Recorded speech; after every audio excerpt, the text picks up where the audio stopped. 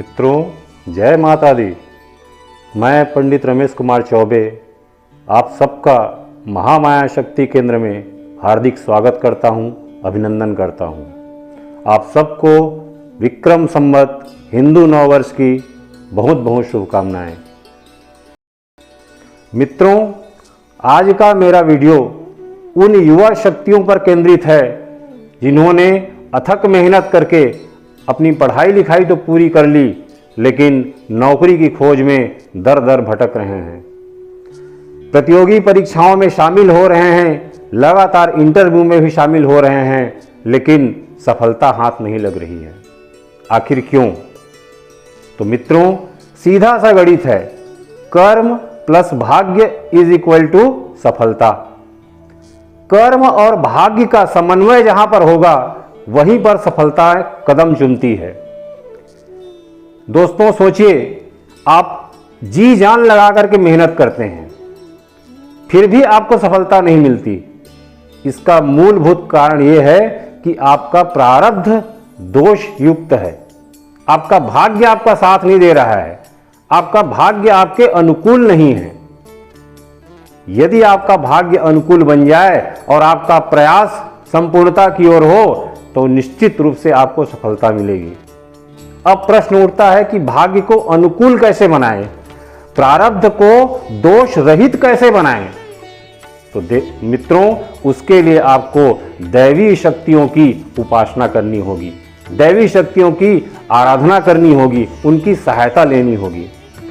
आज मैं आपको अपने इस वीडियो के माध्यम से आपको बता रहा हूं कि कैसे सूक्ष्म से सूक्ष्म, सरल से सरल और अचूक साधना के द्वारा आप अपने दैव शक्ति को प्रसन्न कर सकते हैं, भाग्य को अनुकूल बना सकते हैं, प्रारब्ध को दोष मुक्त कर सकते हैं। दोस्तों, 2 अप्रैल से नवरात्रि है। इस नवरात्रि के द्वितीय दिवस अर्थात 3 अप्रैल 2022 दिन रविवार से आपको ये साधना करनी पड़ेगी और यह साधना 11 दिनों तक लगातार आपको करना है। इसके लिए आपको आवश्यक सामग्री के रूप में 2 नारियल लगेंगे, थोड़ा सा घी और बंधन का लेप लगेगा और एक सिद्ध संस्कारित रुद्राक्ष की माला लगेगी। अब करना क्या है आपको? 2 नारियल ले लीजिए, सूखा या गीला जो उपलब्ध हो, और दोनों नारियलों को उसके जटाजूट को आप निकाल दीजिए इस तरह से कि उसके ऊपरी भाग में थोड़ा सा जटाजूट शेष रहे। और उस दोनों नारियलों में आपको घी और बंधन के लेप से अनार की कलम, अनार के पेड़ में से छोटी सी आप डगाली ले आइए, उसका कलम बना करके आपको उस नारियल में अपना नाम लिखना है, अपना गोत्र लिखना है और कार्य लिखना है। कार्य में आप लिख सकते हो नौकरी प्राप्त करने हेतु। इस तरह से 3 बातें, नाम, गोत्र और कार्य, इन तीनों को दोनों नारियलों में लिखना है और उसके बाद एक लाल रंग के कपड़े से उसको आपको लपेट देना है और मौली धागे से बांध देना है ताकि वो दोनों युगल जोड़ी के रूप में स्थापित रहें। अपने पूजा कक्ष में उसको स्थापना कर दीजिए और रविवार के दिन, नवरात्रि के दूसरे दिन, सूर्यास्त के बाद आपको यह साधना करनी है।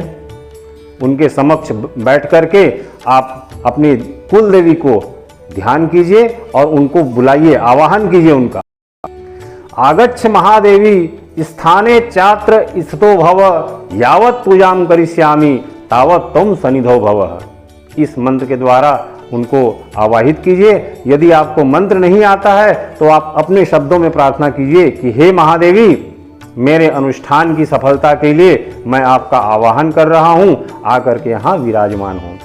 उसके बाद आप गंध, पुष्प, अक्षत इत्यादि धूप दीप से जो भी यथाशक्ति उपलब्ध है पूजन करिए उनका, और घी का दीपक जरूर जलाइएगा। लाल वस्त्र पहनना है आपको और लाल रंग का ही आसन ग्रहण करना है।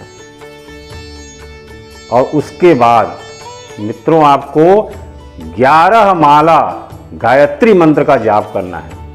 रुद्राक्ष की माला से ओम भूर्भुवः स्वः तत्सवितुर्वरेण्यं भर्गो देवस्य धीमहि धियो यो नः प्रचोदयात्। इस गायत्री मंत्र का आपको 11 माला जाप करना है और यही क्रम आपको प्रथम दिन से लेकर के 11 दिन तक अनवरत रूप से करना है। बीच में किसी भी प्रकार की रुकावट नहीं होनी चाहिए। मित्रों, जब आपका 11वां दिन तक यह अनुष्ठान पूर्ण हो जाता है तो आपको 11वें दिन उस नारियल को कहीं पर बहते पानी में ले जा करके विसर्जित कर देना है और माँ से प्रार्थना करना है कि हे जगदम्बा, सबकी विनती सुनने वाली मेरी माता, मैं भी आपके शरण में हूँ, आप मेरी भी मनोकामना पूरी करें और अपनी मनोकामना को माँ को सुना दीजिए। तत्पश्चात आपकी अनुष्ठान पूर्ण हो जाएगी। मित्रों, विश्वास रखिए, जितनी श्रद्धा और विश्वास से आप यह अनुष्ठान पूर्ण करेंगे आपको उतनी ही जल्दी सफलता प्राप्त होगी। सबसे बड़ी बात है विश्वास की। सुनने में देखने में लग रहा है कि बहुत छोटा है, लेकिन बहुत मंगलकारी है और अत्यंत प्रभावी है। मित्रों, इसको आप इस नवरात्रि में जरूर और जरूर कीजिए।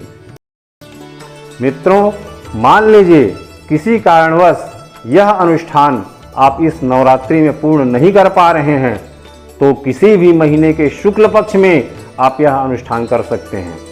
बस ध्यान ये रखना है कि शुक्ल पक्ष हो, द्वितीया तिथि हो और रविवार का दिन हो। इसी संयोग के साथ आपको यह अनुष्ठान पूर्ण करना है और भद्रा और पंचक भी उस दिन नहीं होना चाहिए। इन्हीं बातों का ध्यान करते हुए आप किसी भी दिन इस अनुष्ठान को श्रद्धा और विश्वास के साथ पूर्ण कीजिए। माता रानी आपकी मनोकामना अवश्य पूरी करेंगी।